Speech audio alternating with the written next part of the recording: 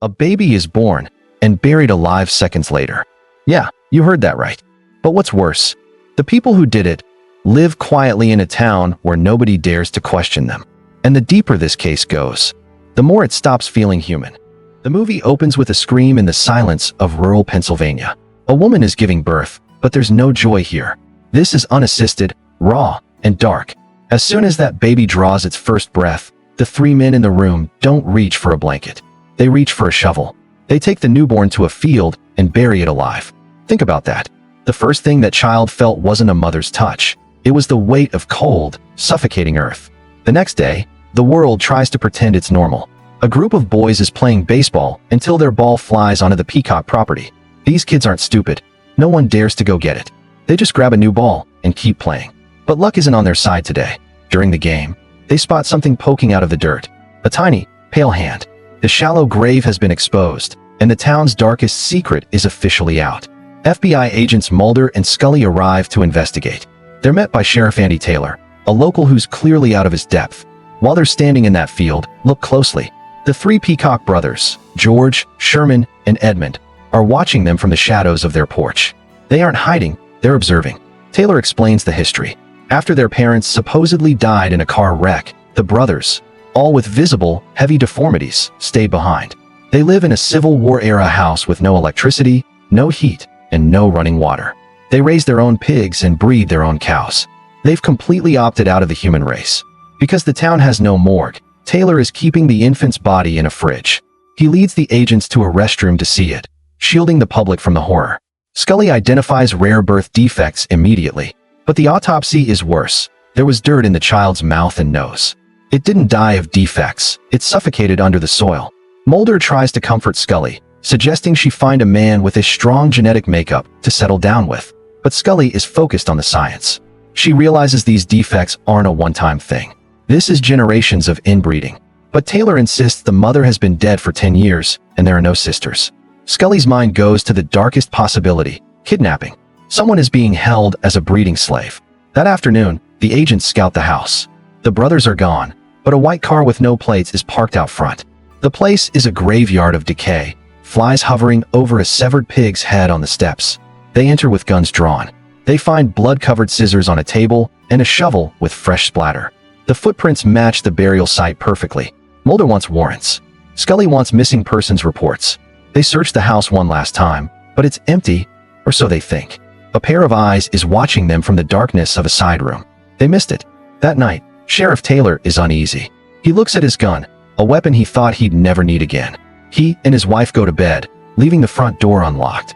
Meanwhile, the Peacocks are loading baseball bats into their car and cranking the radio. The hunt is on. Taylor wakes up to the white car on his lawn. He tells his wife to hide under the bed. He tries to reach his gun, but an intruder is already through the front door. He grabs a baseball bat from behind the door and swings with everything he has. It hits, but the intruder doesn't even flinch.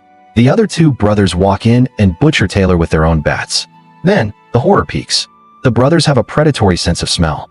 They sniff the air, find Taylor's wife under the bed, and end her right there. Mission accomplished. The next morning, Deputy Pastor finds the bodies. He's shattered. He hands Scully a DNA report from the lab. The results are impossible. The infant's cells divided triple-fold. Mulder asks which brother is the father, but Scully explains that based on the DNA, the mother had to be a peacock. They can't wait for backup. If there's a woman in that house, she's dying. Mulder, Scully, and Pastor sneak onto the property in vests. Pastor approaches the front door. Scully sees a tripwire, a string attached to the frame. She screams a warning, but it's too late. A massive axe swings down, killing Pastor instantly. The brothers rush out to claim the body. Trapped, Mulder realizes they have to lure the boys out. He releases the pigs from the sty. As the brothers scramble to catch their livestock, the agents break in through the back. They find a room covered in ancestral photos, a gallery of mutation. Mulder notices wool tracks on the floor. He looks under the bed. He finds a woman strapped to a sliding board. She's screaming for them to leave. They pull her out to reveal the truth. It's Mrs. Peacock. No arms, no legs, just a torso and a head. She wasn't kidnapped. She's the one in charge. Scully realizes Edmund is likely both the brother and the father of the others. Mrs. Peacock refuses to leave. She's proud of her boys. The brothers realize the house is breached. George and Sherman charge in. Mulder and Scully take down George with gunfire. while Sherman falls into his own spike trap. Now George is dead, Sherman is impaled. But when Mulder and Scully return to the bedroom, the board is empty. Think about the sheer, primal strength that took. Amidst a gunfight, Edmund reached under that bed, grabbed his limbless mother, and vanished into the tree line. Scully isn't playing. She hits the radio, calling in every highway patrol unit in the state. 8:54, she's confident. She thinks the exits are blocked. She thinks the law has won. She's wrong. While the police light up the main roads, the white car sits in the deep shadows of a back road. Inside the trunk, it's just Edmund and his mother. Listen to her voice. She isn't mourning sons, she's mourning good children who serve the bloodline. To her, a family isn't people, it's a biological mission. She tells Edmund they have to start over, to breed a new generation. In that dark trunk, the cycle begins again. Edmund climbs into the driver's seat and disappears into the fog.